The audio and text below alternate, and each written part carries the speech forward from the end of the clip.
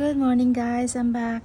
We are going to crochet another flower today and I'm going to use a number 10 Aunt Lydia's crochet thread. This is a pink color and also I'm going to use size 1.50mm crochet hook, which is a number 2. Alright, if you are ready guys, let's begin. We are going to make a chain of 5.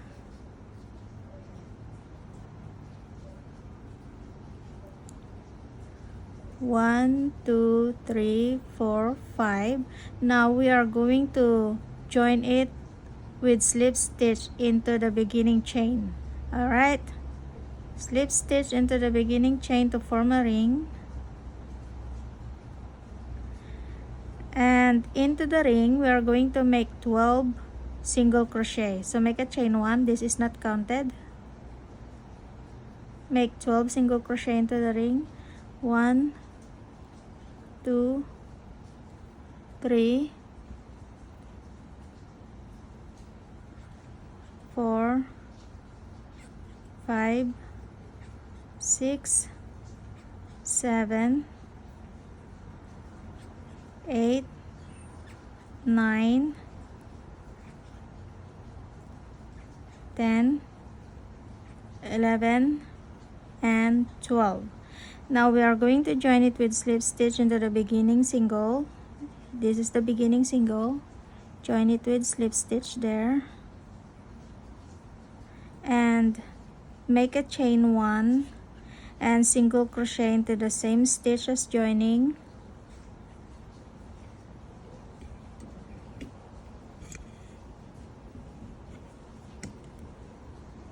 Okay, and make a chain of 5. 1 2 3 4 5.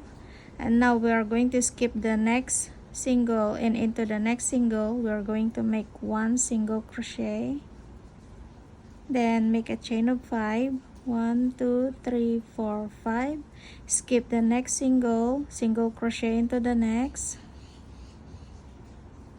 then chain 5. Skip the next single and single crochet into the next, chain 5. Skip the next single, single crochet into the next, chain 5. Skip the next single and single crochet into the next, then chain 5. Now we have 1 2 3 4 5 6 including this. Now we are going to join it with slip stitch into the beginning single,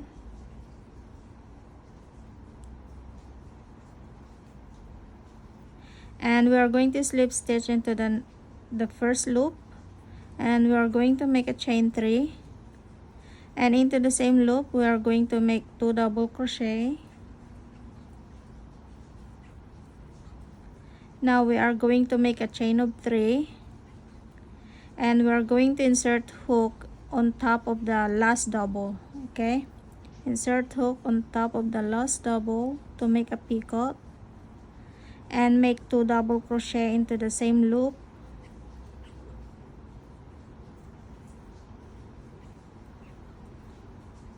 and make a chain 3 and slip stitch into the same loop. Now slip stitch into the next loop, make a chain 3 and make 2 double crochet into the same loop, then make a chain 3, slip stitch on top of the last double,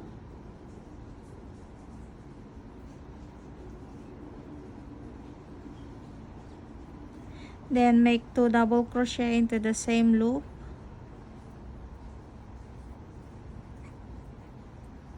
make a chain 3 and slip stitch into the same loop.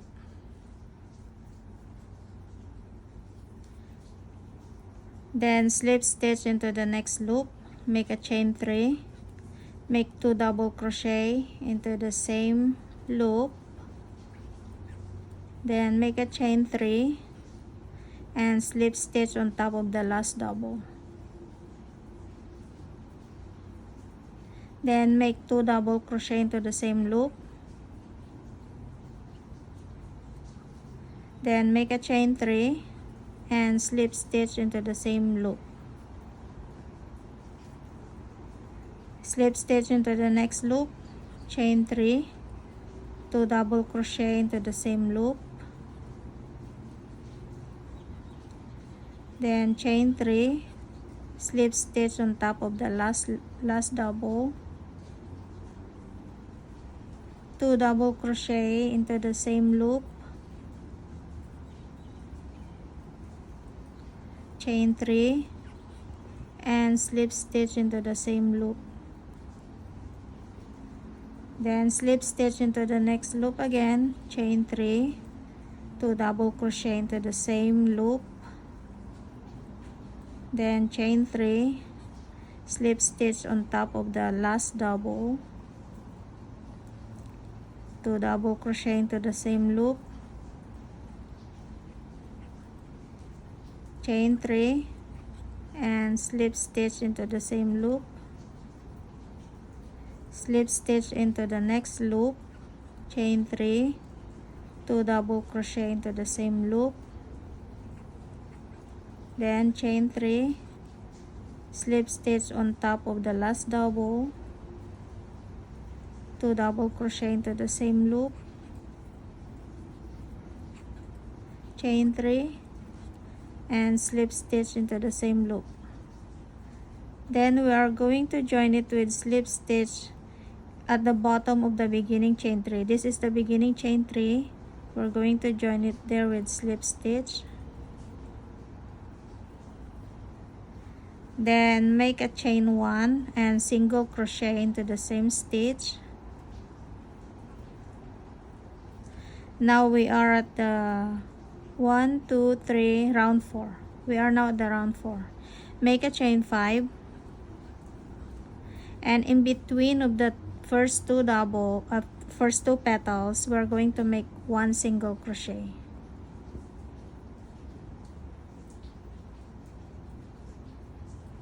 Then chain 5,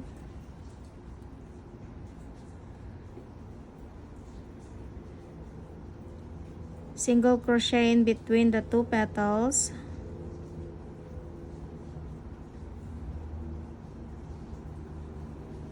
chain 5, single crochet in between the petals, chain 5, single crochet in between, chain 5, single crochet in between, chain 5. Now we are going to join it with slip stitch into the beginning single. This is the beginning single. Join it with slip stitch there.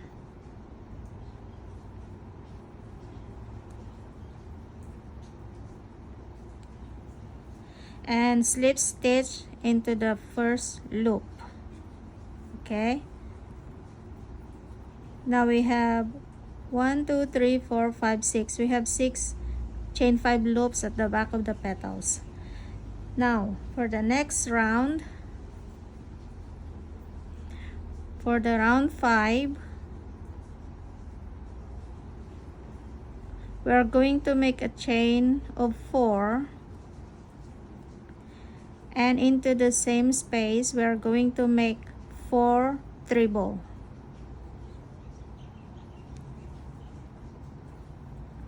1, 2, 3,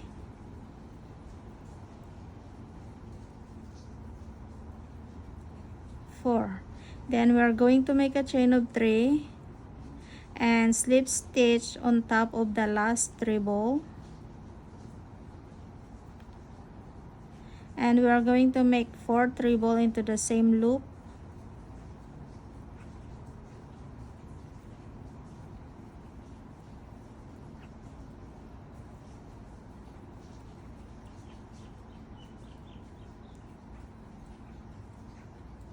and make a chain of 4 and slip stitch into the same loop. Now slip stitch into the next loop, then make chain 4 and into the same loop we are going to make 4 treble,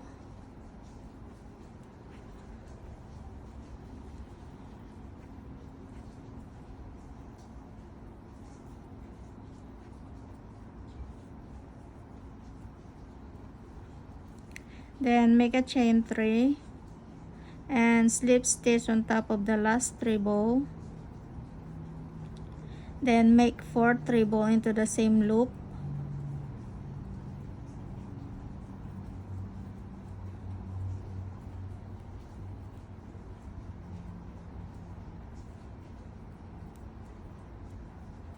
and make a chain 4 and slip stitch into the same loop.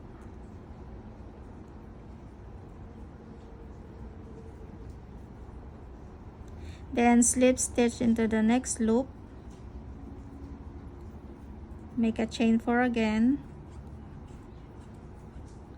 and 4 treble into the same loop,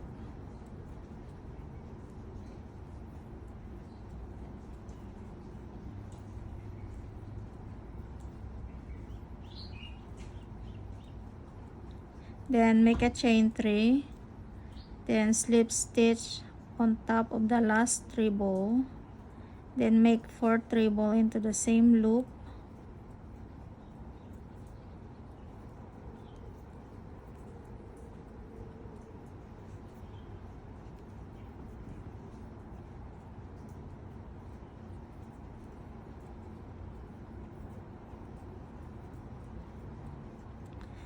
make a chain 4, then slip stitch into the same loop, slip stitch into the next loop, chain 4, 4 treble into the same loop,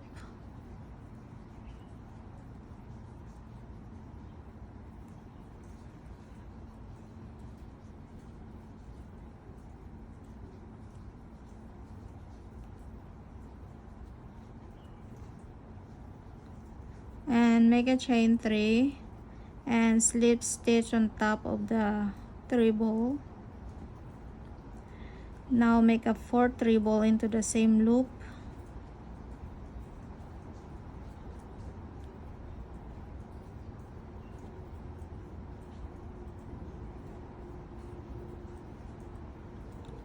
make a chain 4 and slip stitch into the same loop.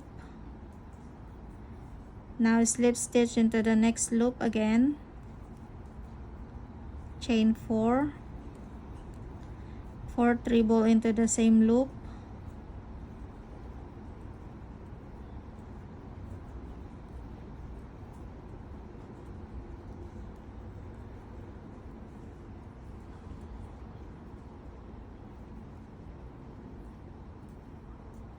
chain 3, slip stitch on top of the last treble, then make 4 treble into the same loop,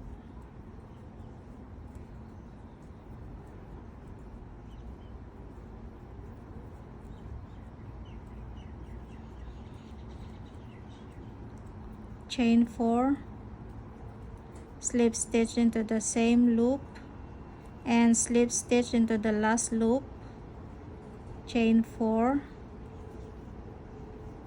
4 treble into the same loop,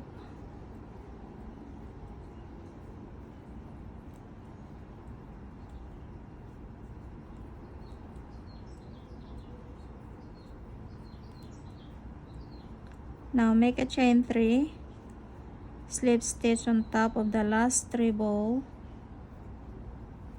then 4 treble into the same loop,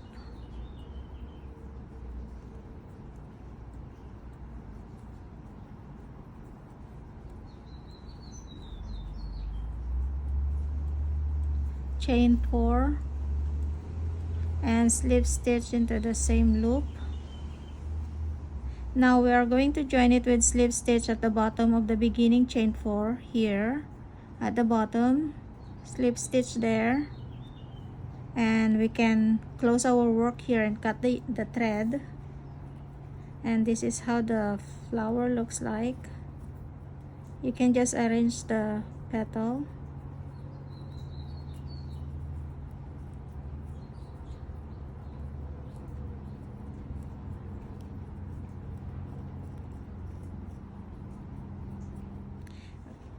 Okay, we finished another project, guys. Thank you for crocheting along with me today. I hope you like this flower. It's very easy to make, and also I like the color.